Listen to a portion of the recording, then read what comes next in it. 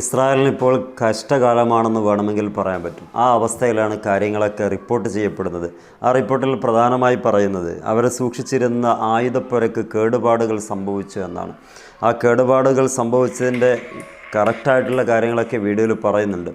അദ്ദേഹം പറയുന്നത് 2025 ജൂൺ 12 ശേഷം ഇറാനും ഇസ്രായേലും തമ്മിലുള്ള അറ്റാക്കിൽ ഞങ്ങൾക്ക് പല വിധങ്ങളായിട്ടുള്ള നഷ്ടങ്ങൾ ഉണ്ടായിട്ടുണ്ടെങ്കിൽ പോലും അതൊക്കെ പരിഹരിച്ച് വരുന്നതിനിടക്കാണ് ഞങ്ങൾ ആയുധപ്പുരകൾ പരിശോധിച്ചത്.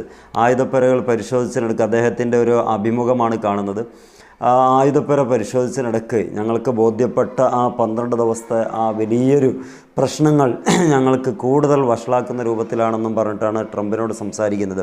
എന്താ സംഭവിച്ചതെന്ന് വെച്ചാൽ അവർ ഒരുമിച്ച് കൂട്ടിയ ആയുധപ്പുരകളിൽ പലതിനും ചെറിയ കേടുപാടുകൾ സംഭവിച്ചത് ഈ ഇസ്രായേലിൻ്റെ ശ്രദ്ധയിൽപ്പെടാതെ പോവുകയും അത് അവരുടെ യുദ്ധ സജ്ജീകരണത്തിന് വേണ്ടി എടുത്തു നോക്കുമ്പോൾ പലതും അതിൻ്റേതായ അവസ്ഥയിലല്ല ഉള്ളത്, കേടുപാടുകൾ സംഭവിച്ചിരിക്കുന്നു. ഇത് പറഞ്ഞു വരുന്നത് ഇത്രയും വലിയ കോടിക്കണക്കിന് ആസ്തിയുടെ ആയുധങ്ങളൊക്കെ ഇപ്പം നഷ്ടപ്പെട്ടതായിട്ട് അല്ലെങ്കിൽ അത് ഉപയോഗിക്കാൻ കഴിയാത്ത രൂപത്തിലാണ് ഉള്ളത്. അതുകൊണ്ട് തന്നെ ഇതിന് പ്രതികാരം തീർത്തേ പറ്റുകയുള്ളൂ എന്ന് ട്രംപിനോട് പറയുന്ന ഒരു വീഡിയോയുടെ ശകലമാണ് നമ്മൾ കണ്ടത്. നെതന്യാഹു പറഞ്ഞ് മുന്നോട്ട് വെക്കുന്നത് ഞങ്ങൾക്ക് അന്ന് കണ്ടതിൽ ഏറ്റവും പ്രധാനപ്പെട്ട ഒരു വസ്തുത ഞങ്ങളുടെ ആയുധപ്പുര സുരക്ഷിതമായി എന്നതായിരുന്നു. പക്ഷേ ഇന്ന് അത് അത്ര കണ്ട് സുരക്ഷിതമല്ല എന്ന് ബോധ്യമായിരിക്കുകയാണ്. ഇതിനൊരു തിരിച്ചടി ഇറാനെ കൊടുത്തേ പറ്റുള്ളൂ.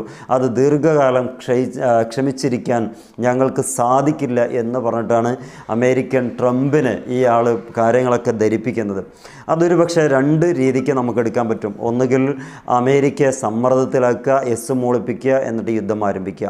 അതല്ല എങ്കിൽ ഞങ്ങൾ തരാനുള്ള ഫണ്ടിൽ നിന്ന് ഈ ആയുധങ്ങളുടെ വിലകളൊക്കെ കുറച്ച് തരണം എന്ന് പറയുന്ന രീതിക്കാണ് ഇപ്പം അതുമായി ബന്ധപ്പെട്ട് കാര്യങ്ങളൊക്കെ നമ്മൾ മനസ്സിലാക്കുമ്പം കൂടുതൽ എടുത്തു പറയാൻ പറ്റുന്നത്. എന്താണെങ്കിലും അമേരിക്കയുടേതാണെങ്കിലും ഇസ്രായേലിൻ്റേതാണെങ്കിലും ആയുധങ്ങൾ ഒരുപാട് നഷ്ടങ്ങൾ വന്നിട്ടുണ്ട് എന്നുള്ളത് ഈ ഇറാൻ്റെ 12 ദിവസത്തെ പ്രത്യാക്രമണം കൊണ്ട് സാധിച്ചു എന്നുള്ളത് അവസാനം 6 മാസത്തിന് ശേഷമാണെങ്കിലും പറയുന്നുണ്ട് എന്നുള്ളത് ആ കാര്യങ്ങൾ ന്യായീകരിക്കാനാണെങ്കിൽ പോലും അല്ലെങ്കിൽ മറ്റേ യുദ്ധത്തിന് കോപ്പ് കൂട്ടാനാണെങ്കിൽ പോലും സത്യത്തിൽ മറ്റൊരു ഇമ്പാക്റ്റാണ് ഉണ്ടാക്കുന്നത്. ഇസ്രായേലിൻ്റെ ആയുധങ്ങളും ക്ഷയിച്ചു തുടങ്ങി എന്നുള്ളത് ലോകത്ത് ചർച്ച ചെയ്യപ്പെടുകയാണ്.